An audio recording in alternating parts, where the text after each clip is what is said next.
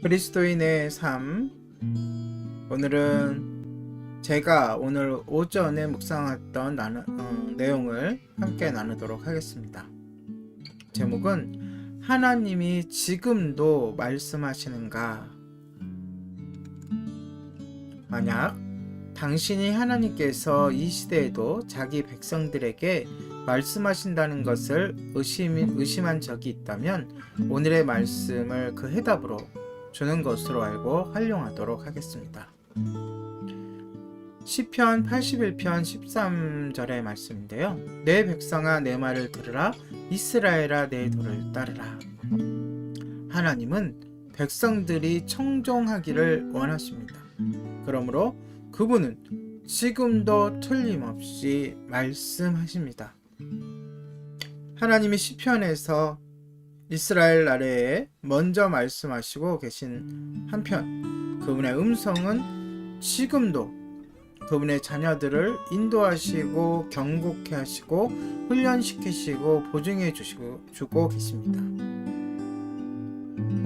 이럴 때 이때를 대비하여 하나님의 음성을 구별하는 것을 배우는 것이 매우 중요합니다.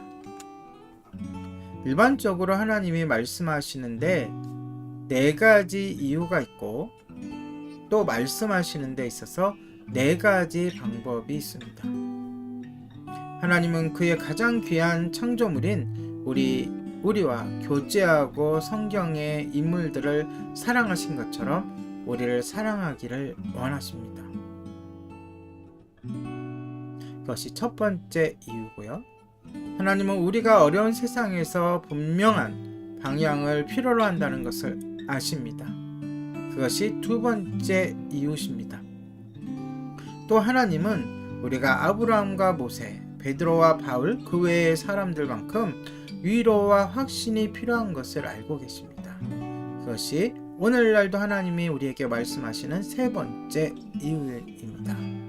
그리고 가장 중요한 것은 하나님은 우리가 그분을 알아가기를 원하신다는 것입니다. 이것이 네 번째 이유입니다. 그러므로 하나님을 더 알아가는 것이 그분을 기쁘게 하는 것입니다. 그러나 하나님이 우리에게 말씀하실 때 어떻게 우리가 그게 하나님의 말씀인 줄 알 수 있을까요? 오늘 그분은 우리와 그분의 마음을 나누는데 네 가지 기본적인 방법들을 사용하십니다.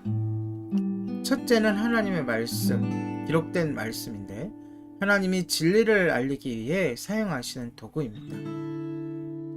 기록된 말씀은 변하지 않죠. 물론 각 나라마다 또 해석한 버전마다 그 내용이 약간씩 다르지만 그 근본 말씀의 진리는 결코 변하지 않습니다. 둘째는 성령님의 인도하심입니다. 말씀을 읽을 때 성령님이 조명해 주시기도 하고요. 길을 갈 때나 어떠한 위기의 상황에서나 또는 우리의 삶 속에서 우리들을 인도해 주시는데 우리 영혼에 증거하시는 분이시기 때문에 그렇습니다.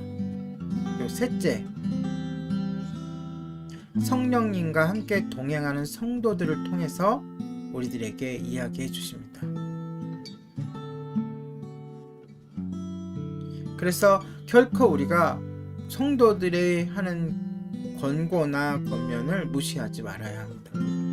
왜냐하면 그 성도들 또한 하나님께 기도하는 자이고 성령의 인도하심을 받는 자이고 말씀을 통하여 하나님의 음성을 듣는 자들이기 때문입니다. 그리고 마지막 네 번째로 하나님께서 섭리 가운데 두시는 환경들입니다. 이 섭리 가운데 주시는 환경들이라는 것은 그저 자연 환경을 이야기하는 것이 아닙니다. 그 모든 환경들, 여건들, 또 조성해 가시는 어떠한 방법들, 우리들 몰아가시는 적도 있잖아요, 그렇죠? 때로는 조용하고 작은 음성일지 모르지만 하나님의 음성이기 때문에 우리의 가슴 속에 크게 울려 퍼집니다. 물론 하나님께서 꿈속이나 환상을 통해서 우리들에게 말씀하시기도 하는데 그것은 극히 예외적이고 그리고 극히 개인적이기 때문에 오늘 여기에서는 설명을 하지 않도록 하겠습니다. 물론 그런 경우도 있다는 것입니다. 주님께서 이 네 가지 방법, 다시 말해서 기록된 성경, 그 다음에 성령의 조명하심과 역사하심, 그리고 함께 하나님을 섬기는 성도들, 마지막으로 하나님께서 섭리 가운데 두시는 여러 가지 환경들을 통해 우리들에게 말씀하심을 믿고 우리가 깨달을 수 있는 영적 지혜를, 또한 영적 마음의 수준을 갈고 닦아야 할 줄로 믿습니다. 오늘의 그리스도인의 삶이었습니다.